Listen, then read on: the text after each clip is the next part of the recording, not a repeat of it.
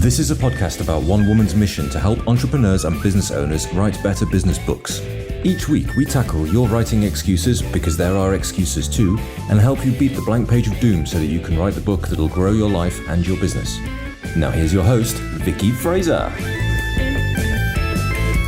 Hello and welcome to the 1000 Authors Show. I'm Vicky Quinn and this is my husband, Joe Fraser. Hello! Hello! That was why we started it. Yeah! And in case you're wondering, wait, what? Who's Vicky Quinn? That's me! And I know we haven't got divorced. Look, we're very happy, right? Very happy.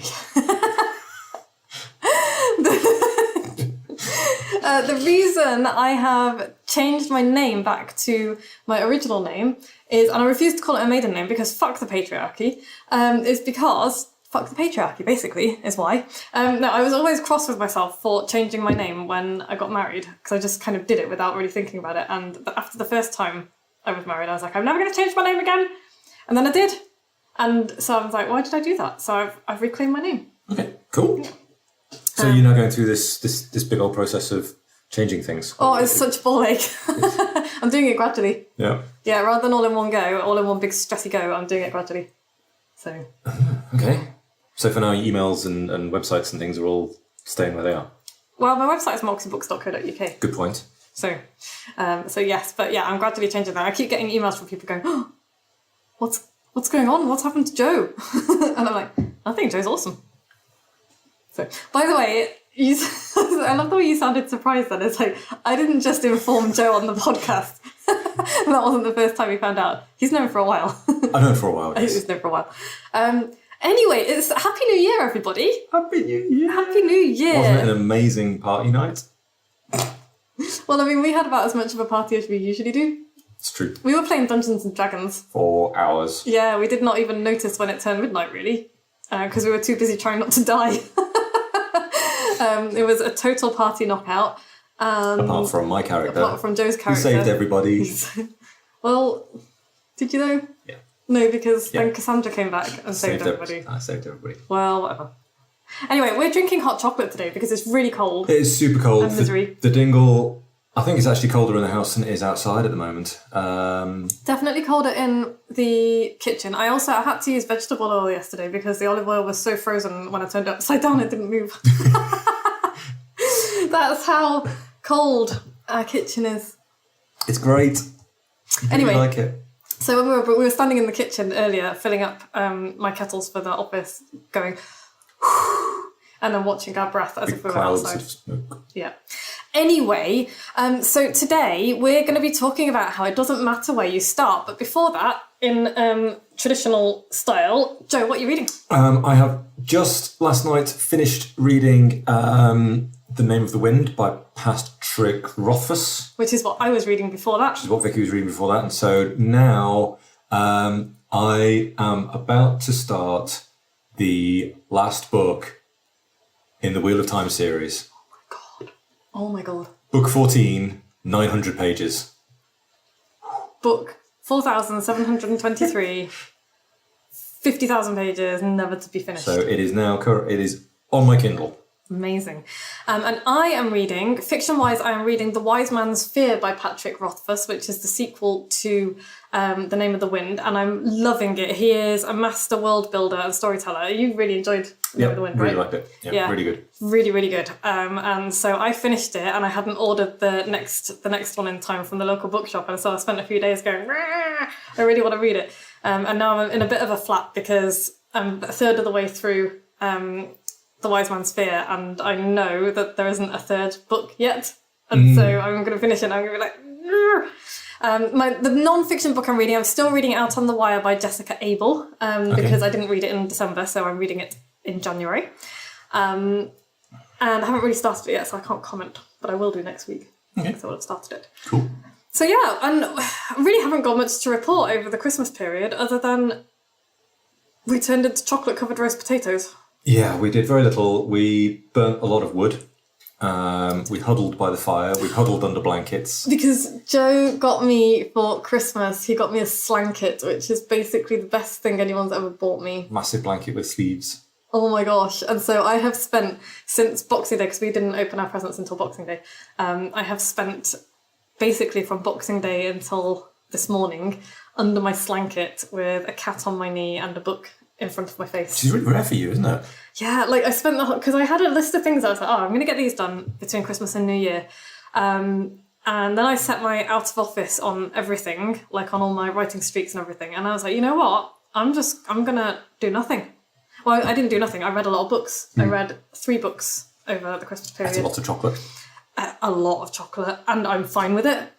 And we went for a big walk in the snow up on the Cat's Back Ridge, which was lovely. And we talked to some friends. We played a lot of Dungeons and Dragons with our friends on Zoom, and I've done a little bit of training at the studio. And I've really just done the things that I want to do. It's been cool. And it's been amazing. And I have Joe to thank for that, because he has looked after me for this past 10 days so that I could do those things. Yeah. And it's been awesome. Thank you. Oh, no worries. I've enjoyed it. Yeah. And I also turned off, or I paid very little attention to social media, because I found that it was really stressing me out, seeing people going, we've still got a few days left before the end of 2020 and we're doing this and we're doing that and I'm hustling and I'm doing stuff. And it's like, good for them. Great, whatever. But I refused to let my brain look at that and then make me feel like shit because I wasn't doing anything, because I really needed a break. Yeah. And if you have done the same thing and you're feeling, I should have done this, that and the other. No. 2020 was an absolute shit show of a year. It was really hard. Like from mid-March to now, and it's not over yet, it was so hard. Like even those of us who have had it relatively easy. Which we have. Which we have. We've been okay. Yeah. But I don't think I really had, apart from a week's holiday, I don't think I really had a proper day off, a full day off last year. And I'm just weary. And I think a lot of people are. So if you didn't have a week off between Christmas and New Year, maybe have a week off in January and a proper week off. And because I feel really good now. I woke up this morning at 5:15, bounced out of bed.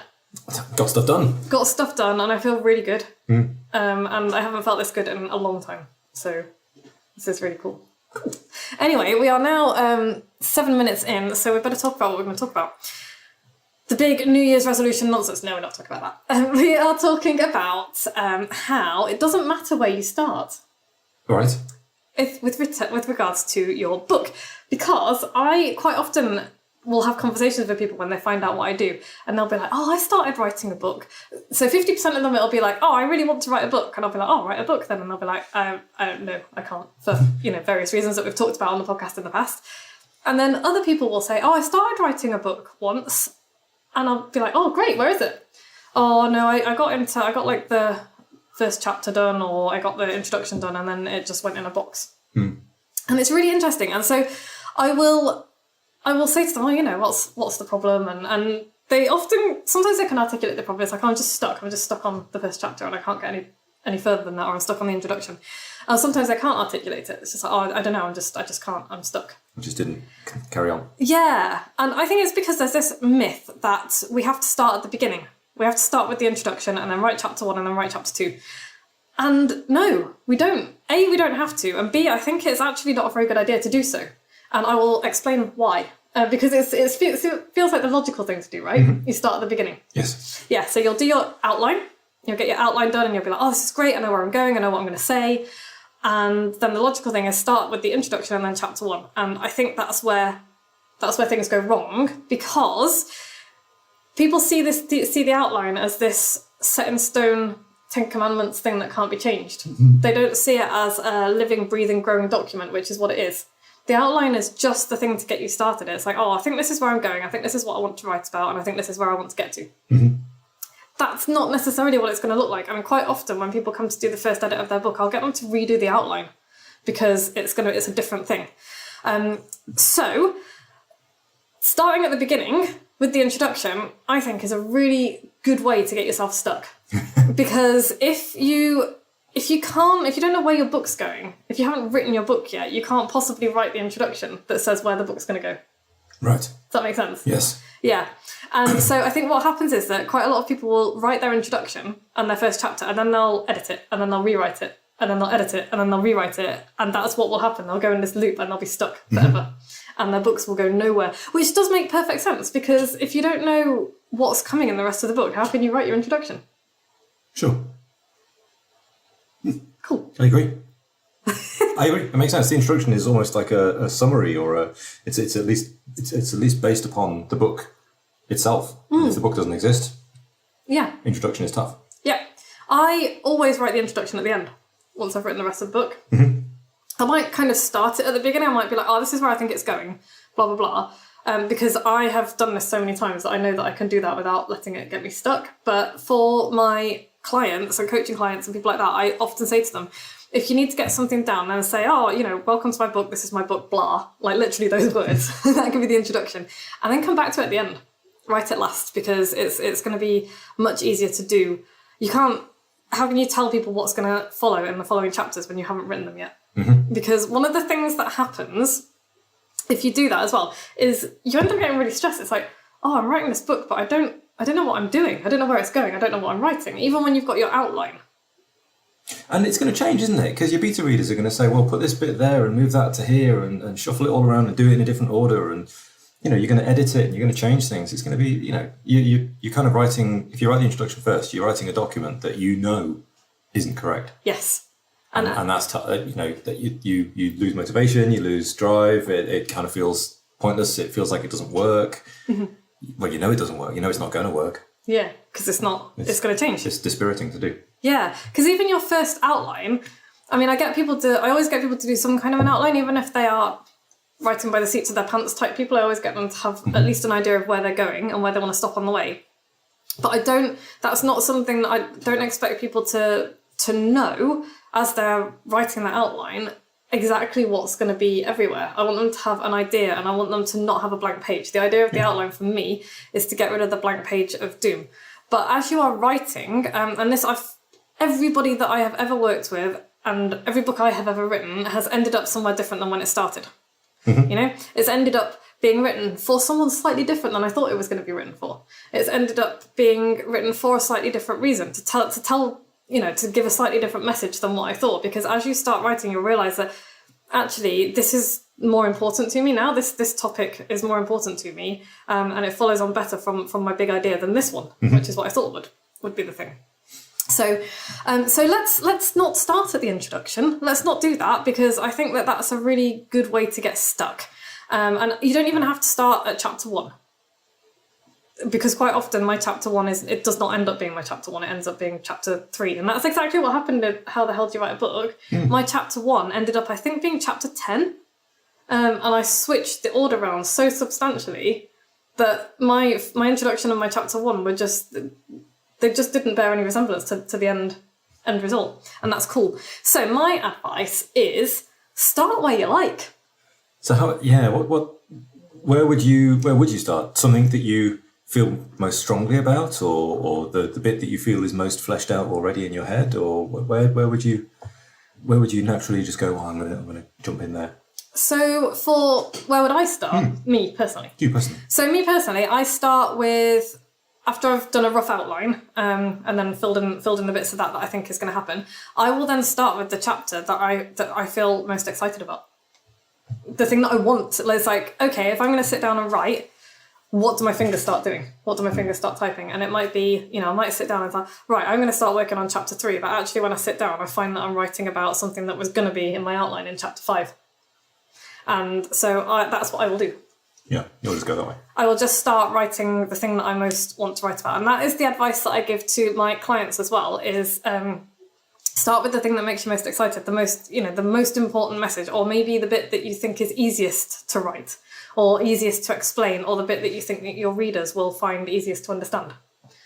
Because I don't want people to, there's an argument to be made for eating the frog first, but I think if you start with the hardest thing, when a book is a hard thing anyway, I don't think you're ever going to get started. Yeah, the resistance to momentum is too big. Yeah, you've got it. It's like a snowball, right? You start with a few words, and then they build into a bigger snowball until finally you've got this magnificent avalanche rolling down the hill. That sounds terrifying, but like a controlled avalanche. Only if you live at the bottom of the hill. Yeah, a controlled avalanche that you're surfing down, with no people at the bottom of the hill because you don't want to kill anybody. Have I taken it too far again? Yeah, that's not word. Okay. But I understand what you're saying. Start with the stuff you enjoy. Start with the stuff that you can do. Yeah. But gain a bit of momentum, I like. Yeah, and then maybe once you've got that first chapter written and it's like, oh, I've done the thing that I wanted to do, maybe then pick one that you're not looking forward to, because then you're like, okay, well, I've just done a thing, I know I can do this. And it's like, this next chapter is going to be, I know it's going to be tough and it might be a little bit shit, but I'm going to do it and then I can come back to it later. Yeah, we can put it to one side and come back in a month. Come back in a crumble? Come back in a couple of months. Oh. Kind of fancy a crumble. So yeah. It does not matter where you start. So the chapter that you start with may be your first chapter. It might end up being your first chapter. It might be your last chapter. It might be somewhere in the middle. Doesn't matter. What matters is that you are building a good foundation that you can then build the rest of your book around. Yeah. And you just get started. So yeah, I often sketch out what I think the introduction might be at the start. Because I'll be like, well, I want to talk about this. This is who it's for. This is where I'm going to take people. But I don't let it stop me, and I actually write the thing properly. I write it last for all of the reasons that we've just talked about. Okay. Because when you look at an introduction, you need to talk about, what the reader's gonna get out of the book, who it's for, why you wrote it, where you're taking people, the big promise you're making to people in the book. Basically, that's all of the things. You're setting the scene for the rest of the book, and you can't always do that. I 100% guarantee that all of those things will change as I write my book. And they will change for you as well as you write your book. It's part of the writing process. It's a good process. So often end up deleting chapters, particularly the first chapter. It's kind of an extension of the first couple of paragraphs you write in a day will be a bit shit, so you just delete them. You can kind of apply that to a book as well. It's like the first chapter I've written before. It's like, oh, that's rubbish. I'm just going to get rid of the whole thing. And that's fine. You can do that. You can do that. So stop worrying about where to start your book. And just start anywhere you like. You do not have to start at the beginning. Start at a fun bit, start at an exciting bit, start at a bit that you can explain well. Yeah. Okay. Exactly. It's not something that you need to worry about. And there are no rules, really. Except I would say the rule is don't start with the introduction for all of the reasons that we've just talked about. But other than that, you can start writing. Where you start writing is unlikely to be where your book actually starts. So just start. It's the key. Any questions? No, very clear. Cool. Seems unlikely. Cool. Short podcast this week then. Yeah. But I think that's good. It's a short idea, simple idea. And start with the fun stuff. Start with the fun stuff. And especially if one of your thoughts this year was, I would like this year to be the year that I write my book. Let's get it done. Let's get it done. Let's not allow silly little things like where do we start to stop us. Right, I have an author shout out. Okay. Could you pick up that book there, please, so that we can wave it? This is my client Barry's brand new book. Hi, Barry. Hi, Barry. He has just written and released just before Christmas his new book, Do the Next Thing Next. Takes your landscaping business to the next level, even if you're working 15 hours every day.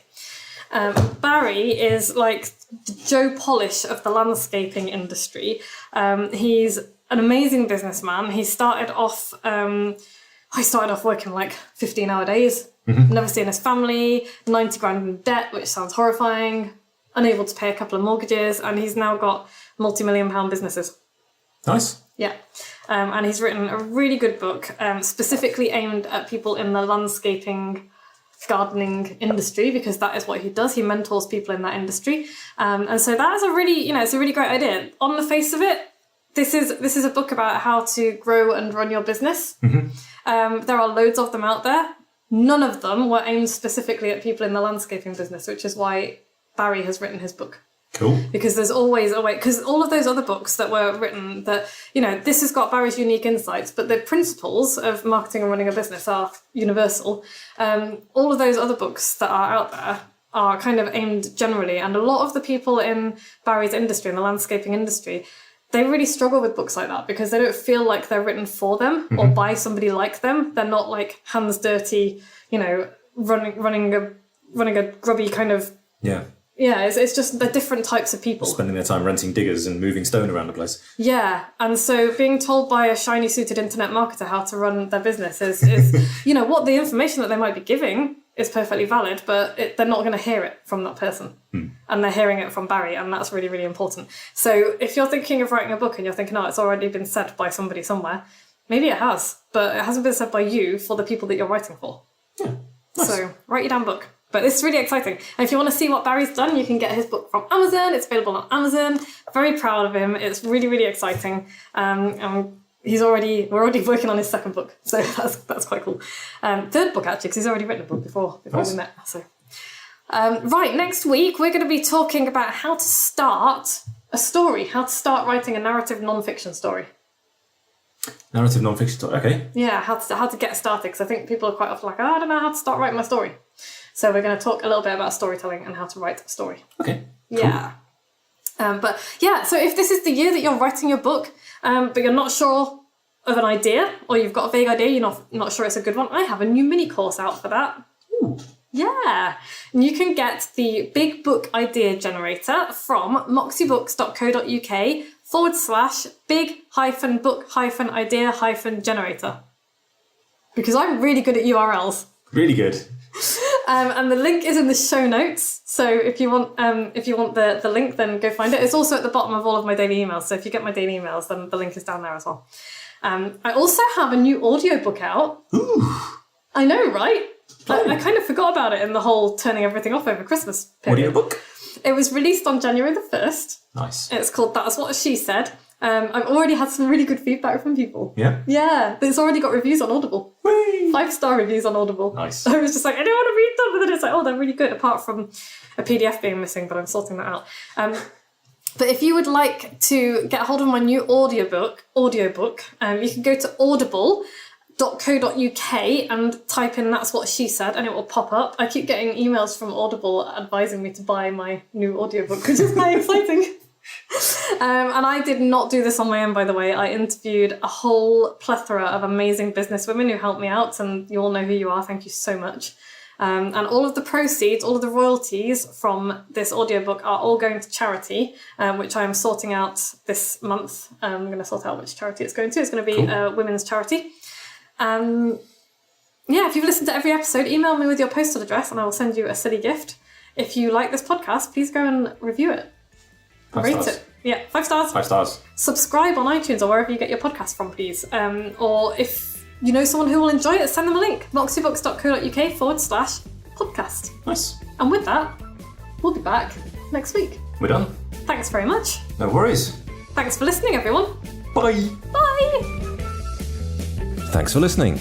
You can find links and show notes on the website at moxiebooks.co.uk/podcast, where you can also sign up for the best daily emails in the multiverse and find loads of free resources to help you write your book. We'll be back the same time next week with more tales from the book writing trenches and the latest on what the tiny sheeps have been up to.